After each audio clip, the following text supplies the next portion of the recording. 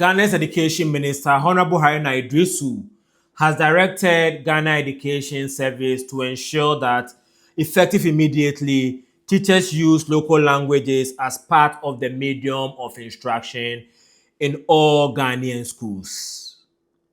He made his call in a speech he gave last Friday, October 24th, 2025. I thought that was a brilliant, call he made, but I have a secondary thought on the matter. But before I get into the secondary thoughts, I will start with why I like the instruction based on my personal experience. So, I was born in Accra, but I grew up in Adan. When my mother gave birth to me in Accra, she moved immediately to Adan to live with my grandma and my aunties and other family members. And I lived with my grandma, aunties, and other family members till I was 7 years old.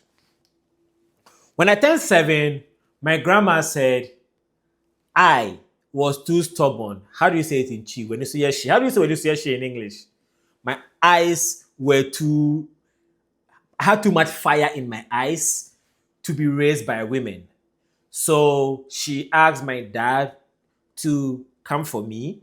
At this point, my dad lived in Bogatanga in northern Ghana. Adan is in southern Ghana. And in Adan, the primary language spoken is Dangme. In Bogatanga, the primary language spoken are Frafra, Hausa, Chi, and English. So when I was living in Adan, I couldn't speak English. I only spoke Dangme. I couldn't read or write, and I couldn't calculate. Actually, as I've gotten older, I've come to realize that I'm actually dyslexic. I like to say I was dyslexic, but I'm still struggling with some level of dyslexia, so I'm still dyslexic. So it was why I couldn't read or write by the age of 7, and nobody detected it to, help me with it. So when I started living in Bogatanga at the age of 7, my dad wanted to send me to kindergarten because, of course, I can't read. But the teacher at the kindergarten told my dad that I'm too old to be in kindergarten. So if they put me in kindergarten, it's going to be bad for me and for the school because it's going to affect my confidence and it means I'm going to start acting out and all that, right? So she advised my dad that instead of sending me to kindergarten, she will allow me to go to the class for my age, which is primary 2, but also get me private teachers to help me catch up with the primary 2 class, right? So my dad got me 2 private teachers. Teacher Shadrach used the Bible to teach me how to read and write. Teacher Shadrach is now an apostle of the Church of Pentecost, so it tracks. Teacher Eric, who is now an engineer, taught me how to read and write and count. So he taught me math and English, right? But something very, very important here. Teacher Eric was also Dangme. He spoke Dangme, which is the language I spoke. So he was teaching me both in English and Dangme. And it helped that Teacher Eric was also in secondary school at this point. He was about 15 and I was 7. So we were closer in age than any teacher I've had before. So it was easy for him to relate with me. So while the language was important in the instruction, it was the care, the love, the patience he showed me that helped me, a dyslexic person, to go from being at the bottom of my class at the end of primary 1 to top of my class at the end of primary 2.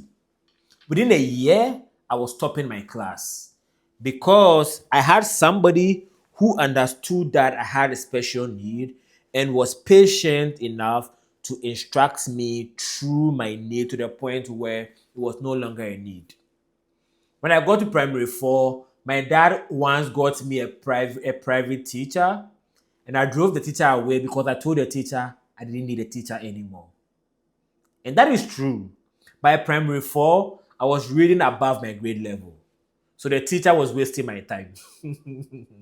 And so I understand that language is important, but language is substitute for something bigger. And that is care and relatability. Kids are more likely to listen to people they can relate with. And sometimes language plays a role in that. Sometimes age plays a role in that. Sometimes the way you teach plays a role in that. And I'll explain why. When I began topping my class from primary two, I no longer cared about school because I didn't need to work to do well in school. I would be taught something in class and it sticks. My memory was that good.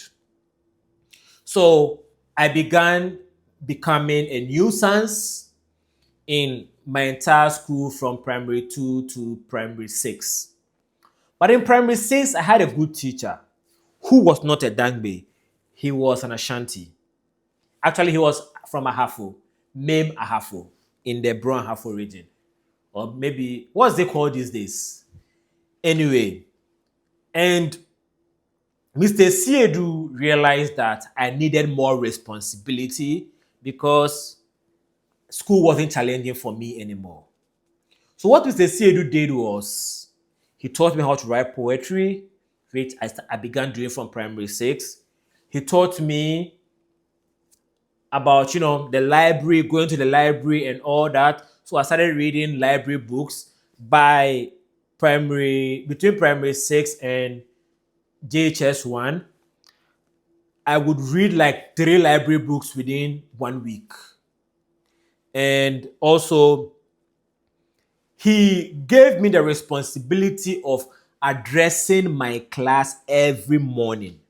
So every morning, instead of my class going to the main school assembly, my class held our assembly in the classroom and I led the assembly, even though I wasn't a class prefect. Right? Because I believe that Mr. Siedu wanted me to have more responsibility, and that helped me to calm down a little bit, and at least focus in school for as long as I was in his class until I went to St. Peter's and, it is what it is.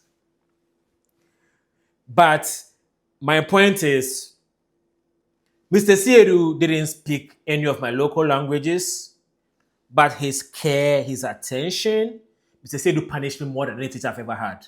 Bro, Mr. Siedu punished me so much so that he wrote in my report form. Usually in Ghana, your report form will have teachers remark at the bottom. Most teachers will write something like, more room for improvement, good job, something like that. Mr. Siedu will write every bad thing I've done in the school that semester, that term. And then he even wrote it not neat. This is why now I take very good care of, myself. I dress well because Mr. Siedu made me feel bad about being a dirty boy. Anyway, my point is love, care, and patience are not things you can legislate for. But language is a good tool of communicating relatability, and kids are likely to learn from people they can relate to. But beyond language, it will be better to pay attention to what the more important need of kids are.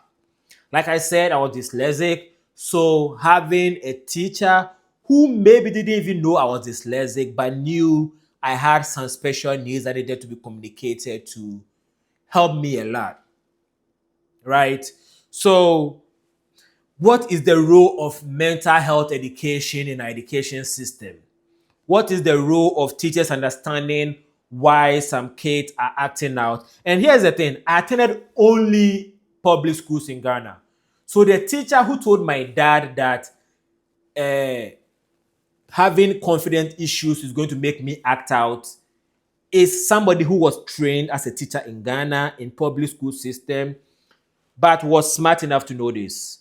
Teacher Eric was in secondary school, but was smart enough to know how to communicate with me. Mr. Siedu also trained in Ghana. He went to Nigeria for a little bit, but primarily trained in Ghana, also knew how to communicate with kids, right?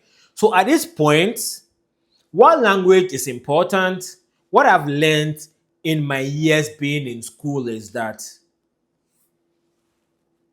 the teacher's job is more than the words they are using. It's about how they can make the kid feel seen. And not every kid is going to be top of their class. Not every kid is going to be me. I just want to point that out there.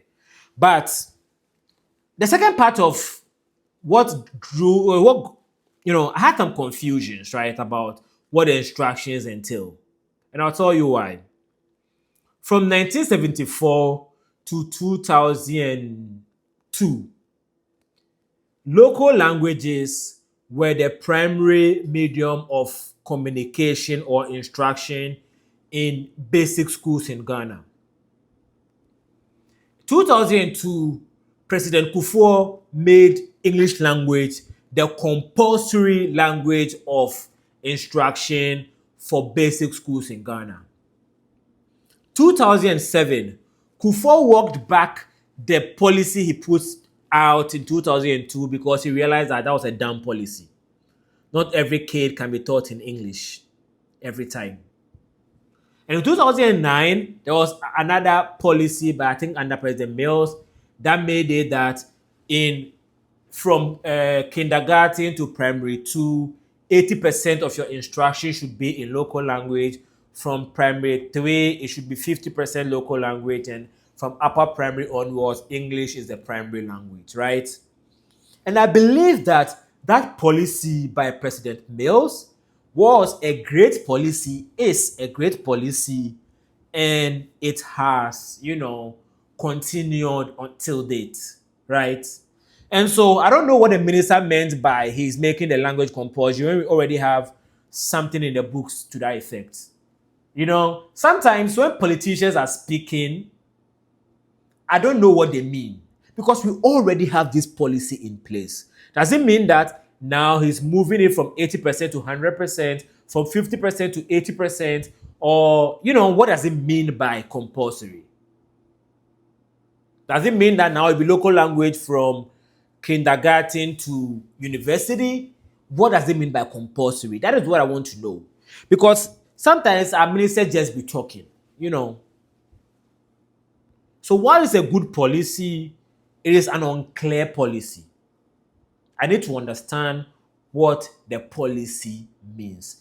That is all I wanted to talk about in relation to the language aspect of what the minister spoke about last Friday. This week, I'm going to have more conversations about education system. Number 2 thing I'm going to focus on is every single government of Ghana have tempered with Ghana education system, but have not come close to the good, you know what, we'll get into them in future. Before you do that, talk to you later, subscribe to my channel, and that's all.